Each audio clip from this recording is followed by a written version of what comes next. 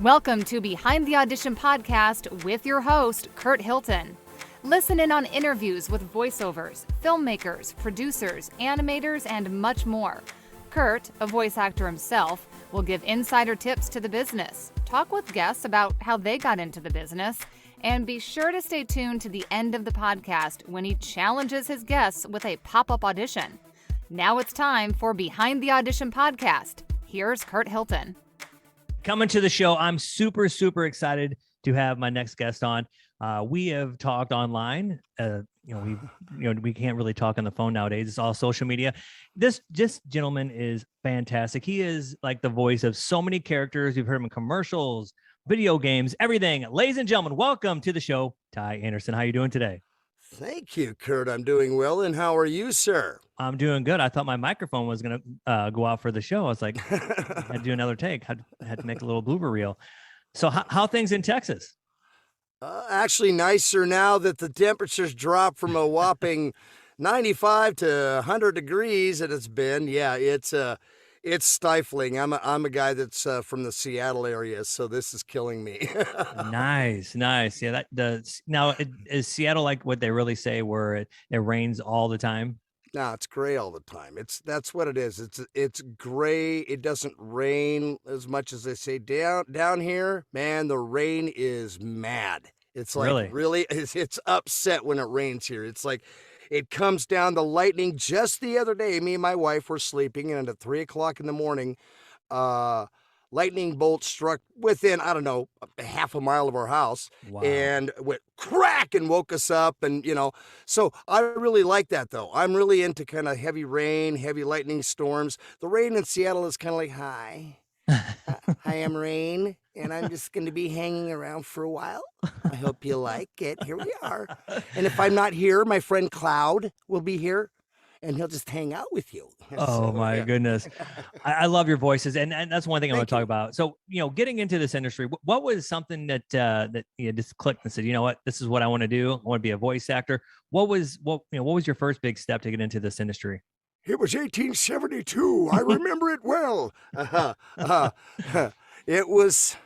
It's been all the way from, since I was, able to watch and remember, Looney Tunes. That's the basis for everything, is where it really started. Yeah. And from there, I kept that, and I've always been kind of a funny guy. I'm not tall, so humor was a really good factor. And, until you found that one pulley that just didn't like your humor. And then you kind of move on and I eventually, I did little things here and there, but then I got into radio for a while, and I was a DJ for 30 plus years, Wow. Nightclub and stuff like that. So one time I just finally said, okay, let's be truthful about this. It started, believe it or not, with Danny Bonaducci.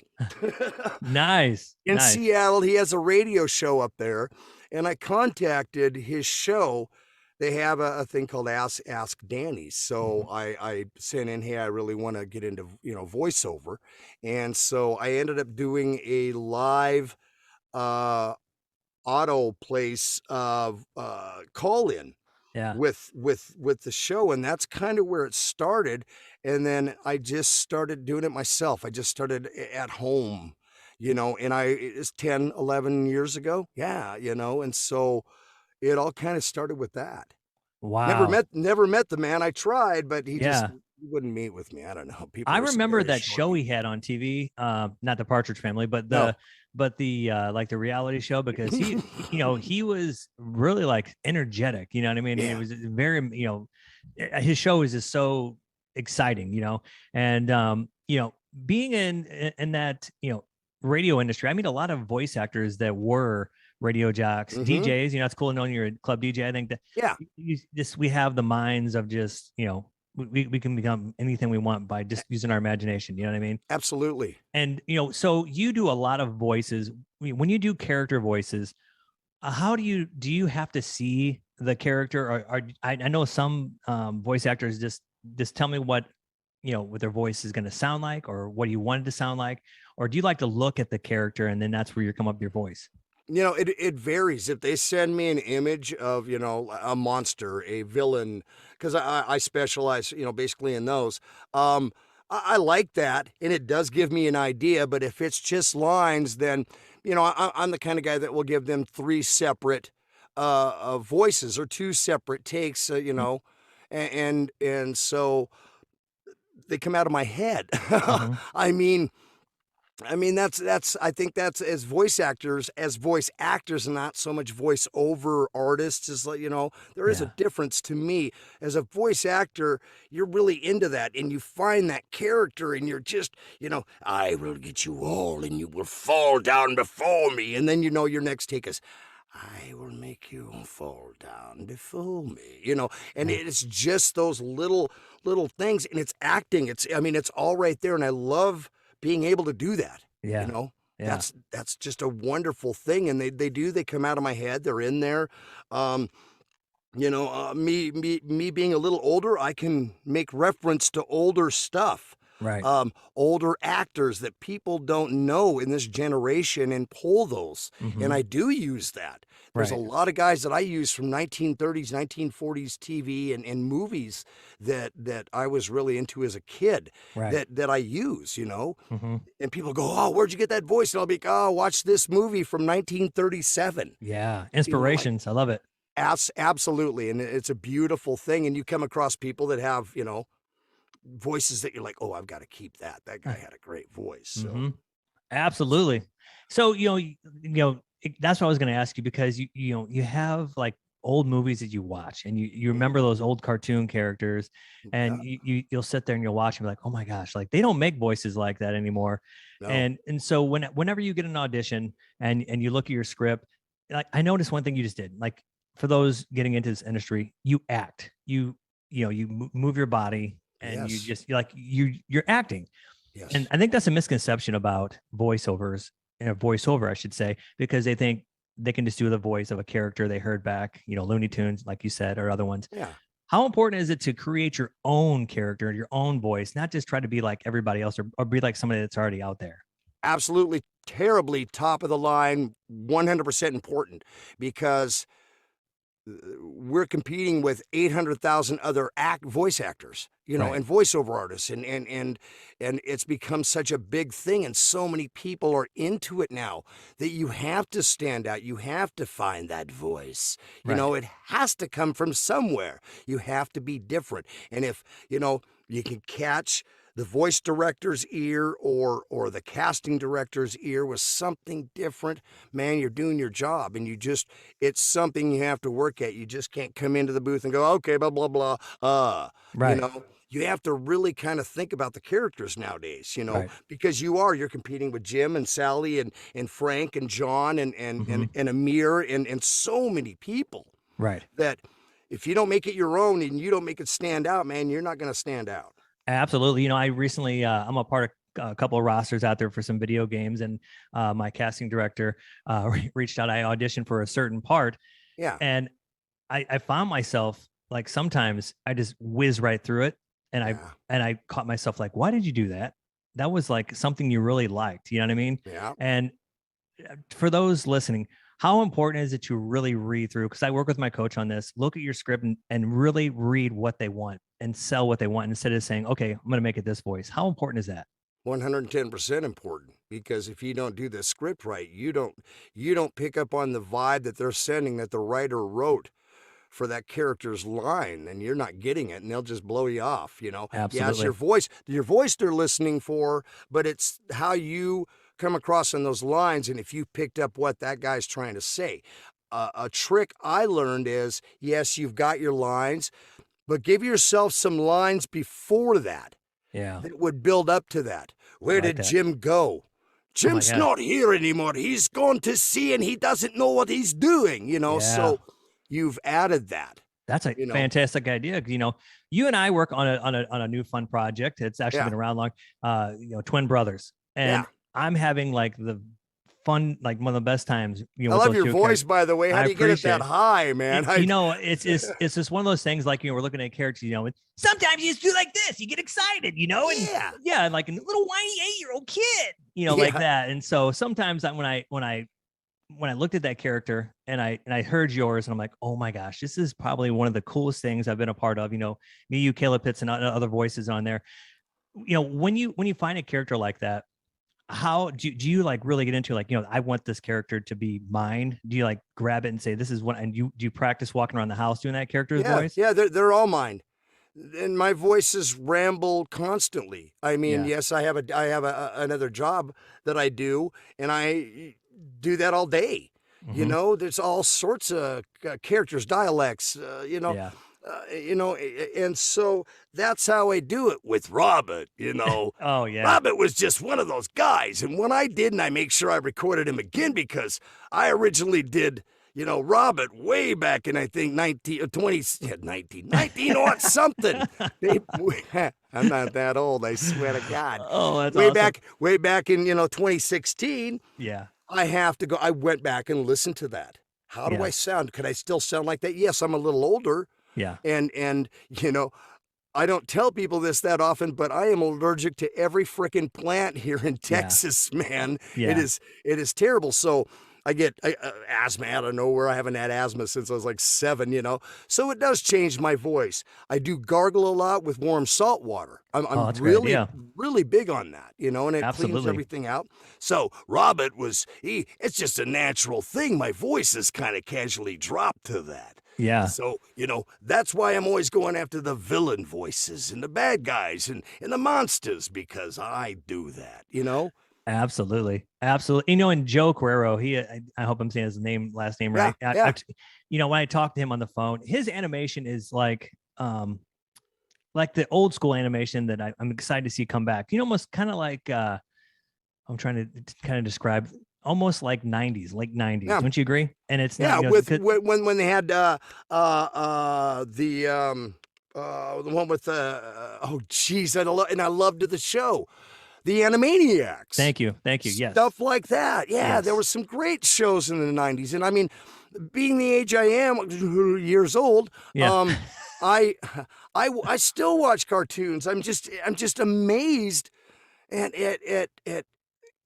animation and cartoons. There is a difference, and people are like, no, they're cartoons. It's like, no. It's like, one of my favorite animated shows right now is The Amazing Adventures of Gumball. Oh my gosh, that's a great one. I love that. That is the most adult-oriented kids show I have ever seen. Yeah. Beautiful. I mean, the backgrounds, those pictures are taken in the San Francisco area. Mm-hmm. Those are real houses, and I'm just, wow, they use 15 different kinds of animation styles. Yeah.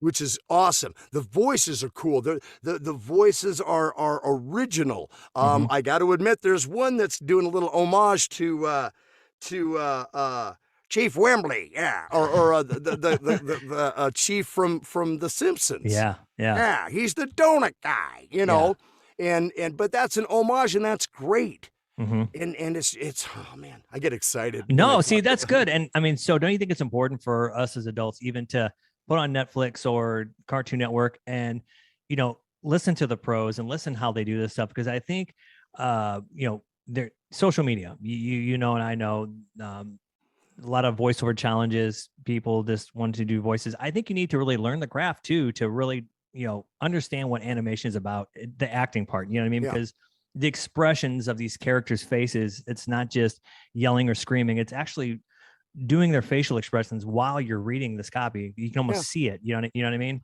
Yeah, that's our, being a voice actor, there's our difference between being a voiceover.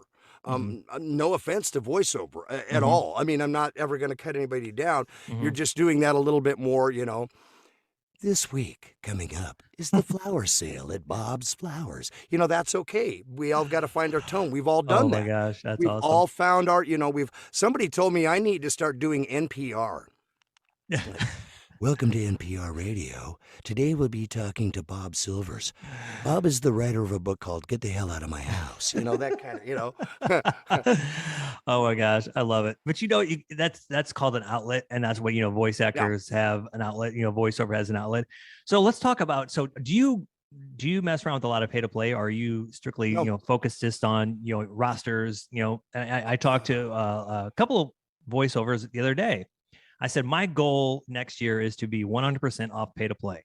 And some people might say, wow, you're losing out on a lot of money. But at the end of the day, I want to have this full roster, my brand, and the auditions come in that way, because that's the auditions that I want.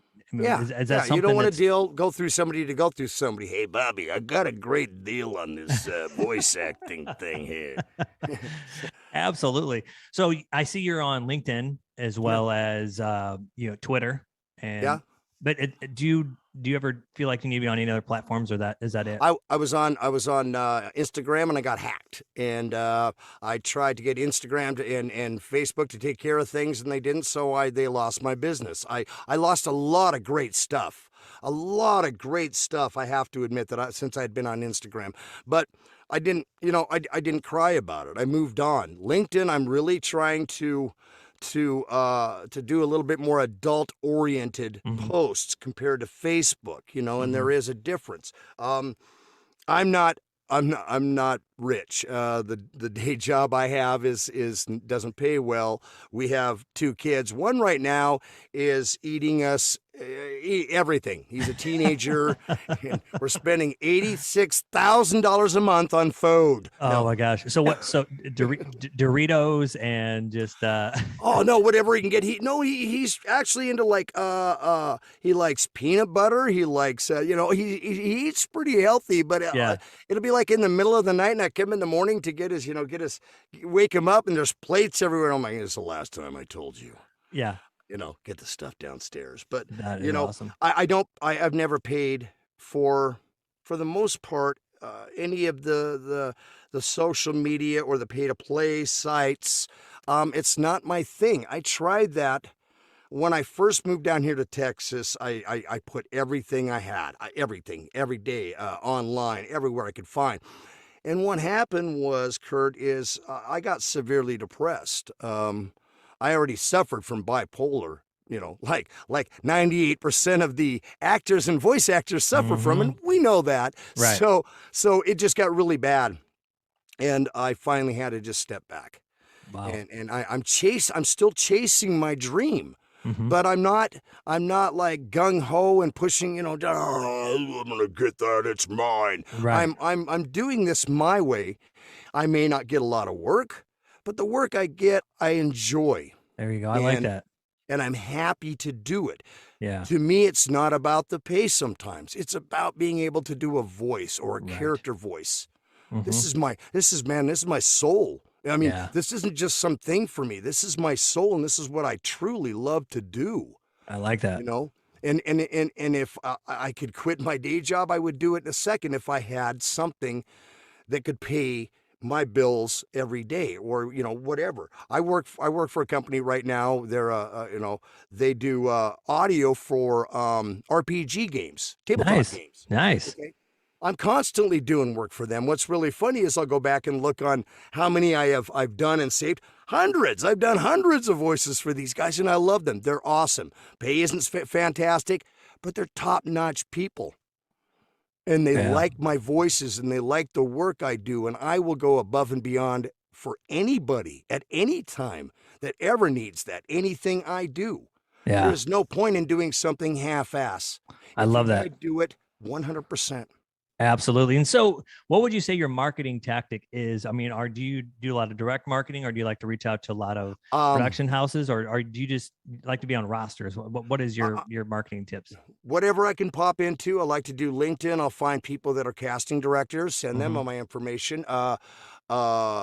Video game companies are kind of hard to get into because they don't deal directly with the voice actors, but you still can ask them questions. How and who does your video game. If you find some of the smaller video game companies, which I like to search out for, they'll have in-house. Yeah. They'll hey, we'd love to put you on a roster.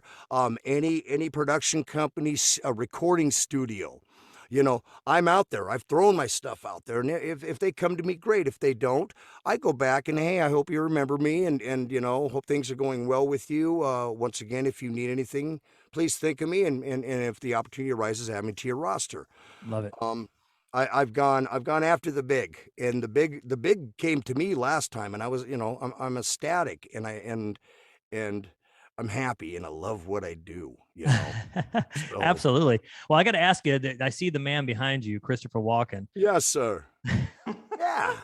We're going to do this all day long, aren't we? Oh, I love it. You know what I like about Christopher? Yes, everybody does. The crazy Christopher Walken. But he's gotten older, and it's, you know, he's kind of like this. He's still going to come over to your house, you know, drink a Coke, mow your lawn, and then, you know, try to find his way back home. It's cool. I love it. You know, so what does it say? On my end, it's reading backwards. And now, little man, I give the watch to you. Do you know what? I still like one of my favorite movies with him is Wedding Crashers. Yeah.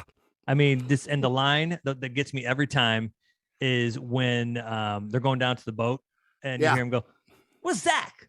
Fine, we sit without him." That every time me and my wife lose it. It's just that one little thing. You know what I mean? It's just the way he comes across. Is so fantastic. It really is. And he is just so different. He is the same actor in every movie, but he's just got a different vibe, you know? Yeah. Have you ever seen Seven Psychopaths? Oh my gosh, I've not seen that one. Check that out. He's great in it, you know? Yeah. He's kind of the older guy and you don't really know what's going on. And he's face to face with Woody Harrelson, who of course is the bad guy. And the guy goes, Woody Harrelson goes, "What is that?" And he goes, "It's a cravat." He goes, "What the hell is a cravat?" "Well, it's kind of like a necktie, but it's a little more. Would you like my cravat?" And he takes it off, and he's got this big slice across his neck, a big scar. Man. And Woody Harrelson's like, "Hey, man, you get away from me, you freak." But just the way he does it is just like, "Would you like my cravat?" You know? Oh, yeah. One of the classics. There's a word you don't hear anymore, cravat. I know that. I'm going to have to try and use that one. Well, now it's time to have some fun. I have for you, it's called the Audition Challenge. And I sent something your way. I think you're going to enjoy it. I'm a big coffee fan, but I had to, you know, today I had some coffee, and after you read this copy, you'll understand. So whenever you're ready, take your time, and it's all yours. The all-new Caramel Loca Doca Choca with Peppermint Swift Kick Mints. These mints give the taste of coffee with a great taste. What do you mean I messed it up? Get off my ass. Oh man, we're gonna have to keep in touch with this, because you know this project we're doing together is a blast, and I really hope to see it on a streaming service one day. You know, I do too, I think it's a great thing, and I'm getting a lot of feedback, you know, positive feedback on it. So I just think it's working with somebody like you. I mean, you do so many voices, and it's so inspiring. I just want to tell you that personally, because I've followed you for a long time. I followed you for a long time on social media. You know, we've been connected for a while here. You know, my cliche question I always ask for those getting into this, you know, what words of wisdom do you give, you know, people that want to be a voice actor or voiceover? Man, enjoy it. Have fun with it. I mean, yeah, it can be work and it can be hard, but if you really think about it, you're a person, an actor, you know, a vocal person sitting in front of a microphone, and you're letting your feelings and your spirit and your soul out into, you know, your readings. For me, just have fun.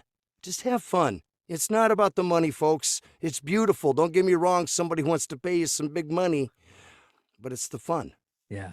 Can I say one more thing? Yeah, man. My greatest, the person that made me follow this the most is my brother, Gus Lawson. Yes, he's still alive. He's not bad. That's awesome. His name is Gus Lawson, and he's my stepbrother, and he's the guy that got me into all of this at an early age. Old monster movies, Godzilla movies, cartoons, all of it was because of him. And I tell everybody, that's the guy that got me into this. So, wow, that's awesome. You know, like I said, it's just so great hearing, you know, your voice projects out there, seeing what you're doing. I can't wait to see you rise to the top, because I think you're awesome. Ty Anderson, thank you so much for being on Behind the Audition podcast. Curt, you're top notch, man. I appreciate it, and I love you, man. Rock on. Have a great day. You too. Absolutely. Thanks for listening in on Behind the Audition podcast, made possible by Hilton Productions. If you need a male or female voiceover, contact us at hiltonproductions.com. Hilton Productions, let our voices do the selling.